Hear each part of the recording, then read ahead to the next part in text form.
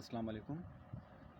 आज की जो नेक्स्ट क्लास होगी हमारी वो थर्मोप्लास्टिक्स एंड थर्मोसेटिंग प्लास्टिक्स के बारे में होगी। जो लास्ट में दो इम्पॉर्टेंट से हैं डिफरेंसेस। थर्मोप्लास्टिक्स कौन से प्लास्टिक्स होते हैं? ये वो प्लास्टिक्स होते हैं जो मेल्ट होते हैं अगेन एंड अगेन। तो जो प्लास्टिक्स मेल्ट हों अगेन एंड अगेन उनको हम थर्मोप्लास्टिक्स बोलते हैं। जो प्लास्टिक्स एक ही बार मेल्ट हों उनको हम थर्मोसेटिंग प्लास्टिक्स बोलते हैं। जो थर्मोप्लास्टिक्स होते हैं वो बिहेव लाइक वैक्स करते हैं, वैक्स की तरह होते हैं। और जो थर्मोसेटिंग प्लास्टिक्स होते हैं वो हार्ड हो जाते हैं जैसे ही वो एक बार मेल्ट होते हैं। तो दीज पार्टिकल्स थर्मोप्लास्टिक्स की बात कर रहा हूँ मैं। These plastics can be shaped again and again. उनको दोबारा बार बार शेप दी जा सकती है। जो थर्मोसेटिंग प्लास्टिक्स होते हैं these particles can not be shaped again and again. Examples जो थर्मोप्लास्टिक्स के हैं वो नाइलॉन और पीवीसी पॉलीविनाइल क्लोराइड, उसके अलावा टेफ्लॉन etc। जो थर्मोसेटिंग प्लास्टिक्स हैं उनमें आपके एग्जांपल्स हैं पॉलिस्टर्स या बेकलेट। ये दो प्लास्टिक्स के टाइप्स थे जो हमने डिस्कस किए। अब हम डिस्कस करेंगे सोलर एंड ल्यूनर इक्लिप्स के बारे में कि ये क्या डिफरेंस है इनके बीच में। ये टॉपिक्स हैं हमारे सोलर सिस्टम। जैसे ही हम फिज़िकल साइंसेस पढ़ेंगे उसके अंदर ये टॉपिक्स हैं सारे। डिफरेंसेस के बाद मैं अपना कोर्स स्टार्ट करूँगा CSS का, तो उसी के ये पहले दूसरे टॉपिक्स यही हैं। तो ल्यूनर इक्लिप्स जो होती है तब अक्योर होती है when the earth comes between the moon and sun. LE इसके नाम से आप कर लें मेमोराइज। LE मतलब जब lunar eclipse earth comes between sun and moon. जब एक मून कंप्लीट एक सीरीज से गुज़रता है तो moon comes out of umbral region of the earth shadow. ठीक है, दो तरह के रीजन्स होते हैं, एक होता है एम्ब्रियल रीजन्स और दूसरा होता है पिम्ब्रा रीजन। जब पिम्ब्रा रीजन होता है वो सोलर इक्लिप्स के अंदर मोस्टली होता है। ठीक है, पार्शियल इक्लिप्स ऑफ सन्स जो होते हैं वो अक्योर होते हैं from the part of the sun. ठीक है, तो जो सोलर इक्लिप्स है वो मून जब बीच में आ जाए अर्थ एंड द सन के तो उसको हम सोलर इक्लिप्स बोलते हैं। जब अर्थ मून और सन के बीच में आ जाए तो उसको हम ल्यूनर इक्लिप्स बोलते हैं। वो एम्ब्रियल रीजन के अंदर शेडो उसका शेडो मून का होता है partial.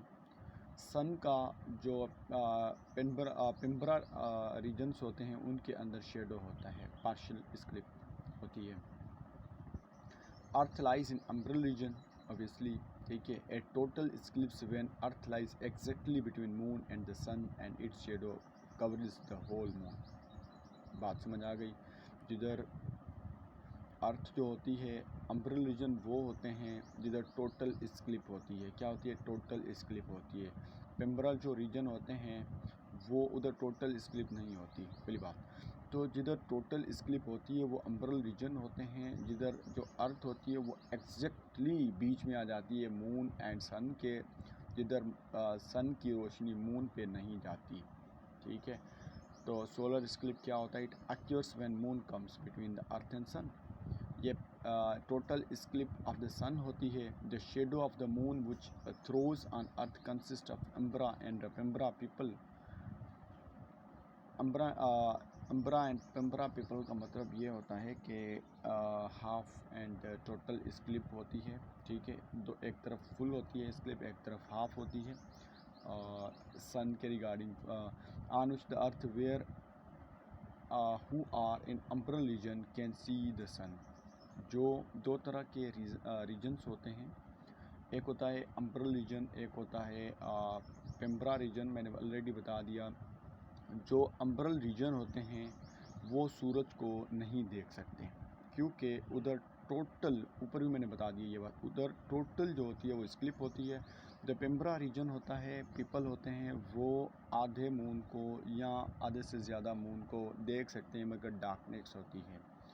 Asteroids and meteoroid. Asteroids ये एक स्मॉल रॉकी ऑब्जेक्ट्स होते हैं, स्टार की तरह होते हैं, star like small rocky objects होते हैं which are orbiting the suns between orbits of Mars and Jupiter, जो गर्दिश करते रहते हैं मार्स और जुपिटर के राउंड, उसके एस्ट्रॉइड्स बोला जाता है। ये एक्चुअली जो रिमेन्स होते हैं प्लैनेट्स के, जो फेल अपार्ट होते हैं, डेड फेल अपार्ट, ठीक है, वही होते हैं, उनको एस्ट्रॉइड का नाम दिया जाता है। Asteroid means star like but these are known as a minor planets. Meteoroids की बात करें तो जब एस्ट्रॉइड्स आपस में कोलाइड करते हैं तो मेट्रॉइड्स बनते हैं।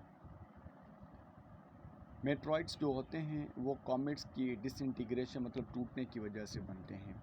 अ फॉलिंग स्टार, एक स्टार जो गिर जाता है उसको meteoroid is seen as a streak of light in the sky, ठीक है। Renewable and non renewable sources, ये इंपॉर्टेंट है, बड़ा 2-3 बार CSS में आया हुआ है। तो रिन्यूएबल का मतलब होता है जो 1, 2, 3 दोबारा बनाई जाए, रिन्यूएबल। नॉन रिन्यूएबल जो एक बार तो बनाई जाए फिर दोबारा नहीं बनाई जाए, सिंपल कंसेप्ट है ये।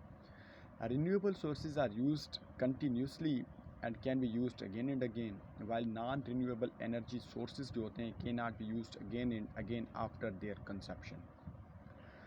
Major examples देखें renewable के तो air, water, soil, wildlife, forest, fish etc. है। जो नॉन रिन्यूएबल सोर्सेज देखें ये एनर्जी के सोर्सेज नहीं हैं, ठीक है, फिश वगैरह, मगर ये रिन्यूएबल सोर्सेज हैं। नॉन रिन्यूएबल जो सोर्सेज हैं मेजर एग्जांपल उसका कोयल या ऑयल, नेचुरल गैस etc. है, ठीक है, एनर्जी के भी यही एग्जांपल्स हैं। These sources supports millions of people all over the world, ये sources can not support millions of people all over the world, क्योंकि ये एटमॉस्फेयर को जो हेल्दी होता है उनको अनहेल्दी करते हैं। जो रिन्यूएबल होते हैं are constantly renewed by geochemical cycles of nature. जो नॉन रिन्यूएबल सोर्सेज होते हैं एग्जॉस्टेड होते हैं day by day because the demand rises due to world wide demand of fossil fuels, its supplies are declining, ठीक है। Renewable और non renewable के बीच में दूसरा और डिफरेंसेस है जो मैं आपको उर्दू में बता देता हूँ कि सिंपल क्या क्या है। जो रिन्यूएबल होते हैं that can be renewed by reproduction और इन एग्जॉस्टिक्स होते हैं। Renewable occurs are not affected by human activities. All biotic sources, जो भी बायोटिक सोर्सेज हैं वो रिन्यूएबल हैं, एयर एंड वाटर जिसमें दोनों होते हैं।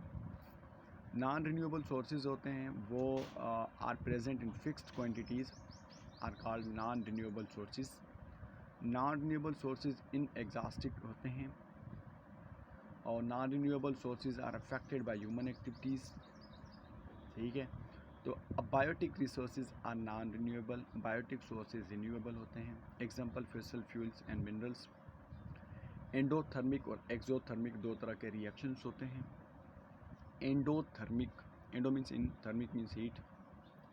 Energy is drawn in from the external environment, उसको energy is drawn in from the external environment causing its surroundings to lose heat और कूल डाउन, ठीक है। एंडोथर्मिक है ये, जिसमें एनर्जी क्या होती है एक्सटर्नल इन्वायरमेंट से ड्रॉन होती है और causing its surroundings to lose heat, उसी के सराउंडिंग को क्या करता है, गर्मी को लूज करवाता है तो और कूल डाउन करता है अपने सराउंडिंग को, ठीक है।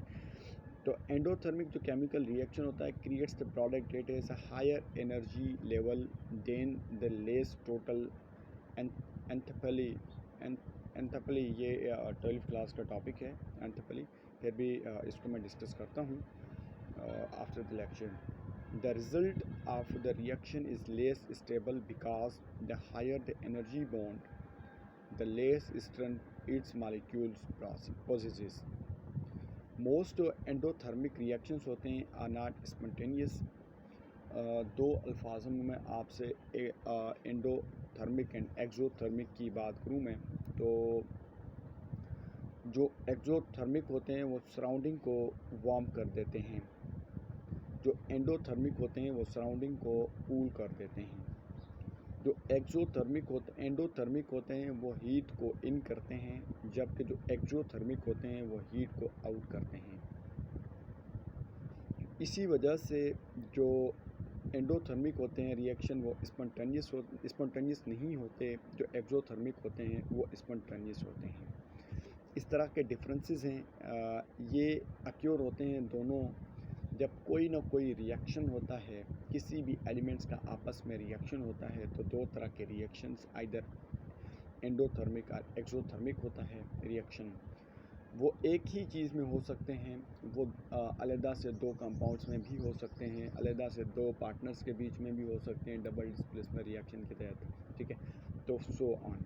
तो आज के ये 5 और इम्पॉर्टेंट डिफरेंसेस थे। इंशाल्लाह नेक्स्ट जो लेक्चर हमारा होगा उसमें 5 और डिफरेंसेस जो इम्पॉर्टेंट होंगे वो हम डिस्कस करेंगे। तब तक अपना ख्याल रखें। अल्लाह हाफिज़।